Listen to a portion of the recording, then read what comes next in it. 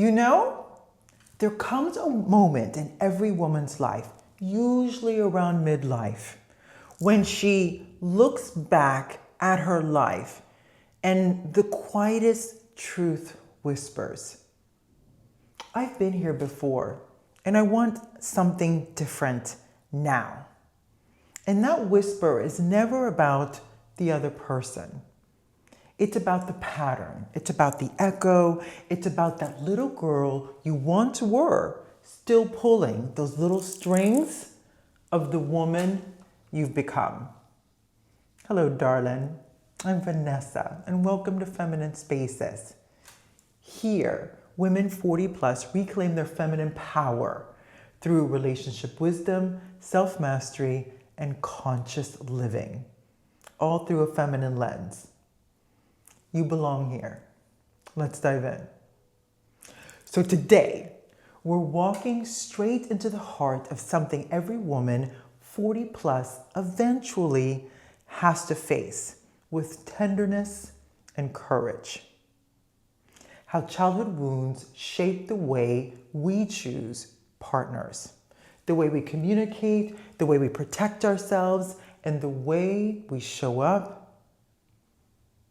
and intimacy. Not from blame, not from shame, but from understanding. Because the moment you understand your wound, you become capable of feeling it. So let's breathe into something together. Are you ready? Okay. Let's start gently. What childhood wounds actually are? It's important to understand this. So before we talk about childhood wounds and their effect on our relationships, let's soften into what a wound really is. A childhood wound isn't always dramatic trauma. Often it's something subtle, almost invisible. A parent who provided everything physically, but very little emotionally.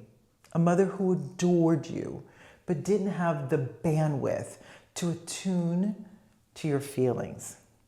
A father who loved you deeply, but didn't know how to validate your inner world. A home where achievements were praised, but emotions were inconvenient. Childhood wounds are the emotional imprints we formed before we had the language to name them. They live in the body before they ever become thoughts. From a psychological perspective, these wounds anchor themselves in the limbic system, the emotional memory center of your brain, wiring the brain towards patterns that feel familiar, even if they're painful. Spiritually, childhood, well, those wounds are places where your inner child is still waiting to be acknowledged, to be held, and lovingly guided. And as a grown woman, especially women in midlife, we finally reach the season of our lives where we're strong, we're grounded, and self-aware enough to answer the call. Okay, how do I put this? Let's identify the 4 primary emotional wounds that impact your adult relationships. There are 4 primary emotional wounds. I see these in women 40 plus, actually 20 also. And each one has a specific effect in your adult relationships. And here are some specific ways to heal them. So let's walk through each one gently, but you know how I roll. We do it directly, girl. Number 1 is worthiness wound. This wound forms when love in childhood felt conditional, based on performance, perfection, helpfulness, and compliance. Women with this wound grow into adults who believe they must earn love. They overfunction, overgive, over-apologize. They become the emotional backbone of every relationship. But privately, they feel so unseen and so overextended. In relationships, these wounds show up through caretaking, people-pleasing, and taking responsibility for everyone else's emotions. But here's the healing. You heal the worthiness wound through the art of receiving. Receiving affection without deflection. Receiving help without guilt. Receiving rest without justification. And sometimes the most powerful healing is allowing yourself to disappoint someone without collapsing internally. That's a skill set. Because every time you say no, every time you hold a boundary, every time you choose rest instead of overperforming, your nervous system learns new truths. Love does not require sacrifice, my darling. Worthiness does not require exhaustion. And in relationships, this becomes a transformation. You start choosing partners who can meet you energetically. You start expressing needs without apologizing. You stopped prioritizing harmony at the cost of your own well-being. This wound is healed one moment of receiving at a time. Number 2, this one's actually mine. It's the abandonment wound. This wound is born from emotional inconsistencies, not just physical absence. It's perhaps a parent was more overwhelmed and unpredictable. Perhaps they loved you deeply but struggled with emotional availability. Perhaps they were affectionate one day, distant the next. Women with this wound feel deep fear of emotional loss. Good relationships feel dangerous because they feel fragile. Calm feels unnerving. Silence feels like rejection. Distance feels like danger. And so they cling, panic, overtext, overreach, sabotage, or leave first. But the healing of abandonment isn't found in the reassurance from others. It's found in self-regulation. When the panic rises, and you know that feeling really well, the breath becomes your anchor. You pause, you check in, you ask yourself, is this happening now? Or is this a memory? That one question separates your wounded self from your adult self. In relationships, healing looks like speaking from calm truth instead of fear. I'm feeling activated. I need a moment. I'm afraid this distance means something it doesn't. I need clarity, not reassurance. As you learn emotional self-regulation, I always do this because it reminds me, self-regulation, you become less reactive, less panicked, less dependent on external validations.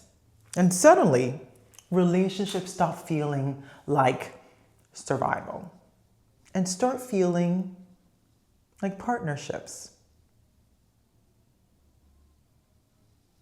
Number 3, I have a little bit of this one too, I gotta tell you. the control wound. This wound forms in childhood where life felt chaotic, unpredictable, or unsafe. Women with this wound grow into hyper-independent adults. They keep everything handled, everything managed, everything under control. On the outside, they look confident, powerful, unshakable. On the inside,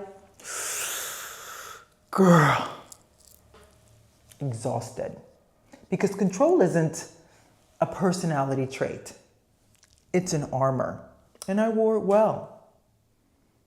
So the healing here is vulnerability with boundaries, allowing someone to help you, not because you're incapable, but because you're healing.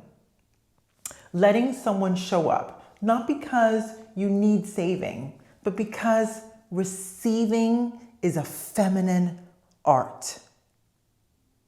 Healing the control wound often begins with something as simple as letting someone else take the lead for an evening, or letting yourself, I don't know, maybe say, I can't do all this alone. In relationships, this looks like softening into being supported, letting your partner contribute, sharing your inner world, relinquishing the urge to micromanage outcomes. Can you imagine? Because connection requires openness, and openness requires trust and vulnerability. Your strength won't disappear when you soften, but loneliness, girl, that sure will. Write it down. Punt. Number 4 is the silence wound. This wound forms when a child is taught to minimize her feelings, to keep the peace. Don't upset anyone now. Don't make a scene. Don't be dramatic. Don't talk back. And don't feel too much. Women with this wound become emotionally quiet. They avoid conflict. They silence their needs. They swallow discomfort. And then wonder why they feel unseen and unheard and uncared for. The healing of the silent wound is a learning to take up emotional space. Gently, consistently, and truthfully. Not loud, not aggressive. Just honest. Healing begins with small truths. That hurt my feelings. I need more assurance or more reassurance. I disagree. I'm not okay pretending everything is fine. Conflict doesn't ruin relationships. Avoidance does.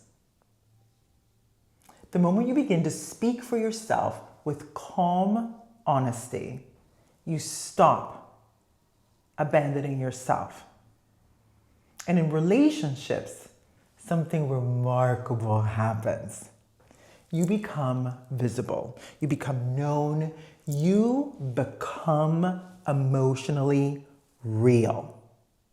Your words stop being a threat and start being an invitation to intimacy.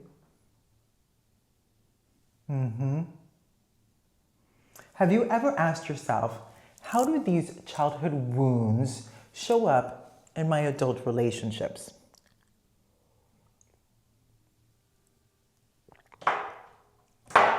Okay, so once you start seeing these patterns, you'll notice them everywhere. You're just not reacting to your partner. You're reacting to an old memory, a familiar dynamic, an echo in your nervous system. When someone withdraws, you feel 8 years old again. When someone gets upset, you feel responsible. When someone gets close, you feel afraid. When someone asks what you need, you don't know what to say. And when someone disappoints you, girl, I have this one on rinse and repeat. You assume it's because of you. Psychology calls this repetition compulsion. It's reliving the past in hopes of rewiring it or rewriting it. Actually, that's more clear. Spiritually, it's the soul saying to complete an uncompleted loop. But here's the truth that frees you. You cannot heal your childhood inside your relationships. You heal your childhood, or rather, you heal your relationships by healing your childhood. You can't fix childhood pain through adult relationships. You fix it through self-awareness, self-parenting, and emotional truthfulness. Your relationships then transform naturally. And once you do, everything changes. Women. I always say 40 plus because this is the Feminine Spaces platform. But women 40 plus experience something profound. It's called the midlife awakening. The brain begins to prune off old neural pathways, creating space for more emotional clarity. Hormonal shifts make you less tolerant to nonsense. Life experience gives you discernment, and spiritually, you begin to crave peace, not performance. This is why childhood wounds come up more intensely in midlife. You're finally ready to heal them. Your nervous system finally feels safe enough to process what was too overwhelming when you were young because you didn't have the skill set or the wisdom. This is why midlife feels like an awakening, because girl, it is. So you're not becoming emotional, you're becoming conscious. You're not becoming sensitive. You're becoming aware. You're not becoming, or actually, you're not breaking down. You are breaking up. Midlife doesn't create the wounds. It reveals them so you can finally heal them.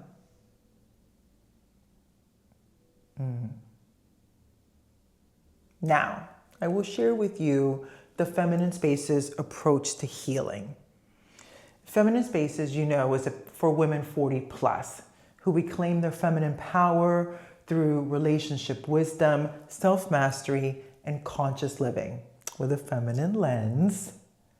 Your path to healing always includes 5 pillars, and they're like the characters to the ethos. They are the building blocks. So it's truth-telling, it's self-regulation,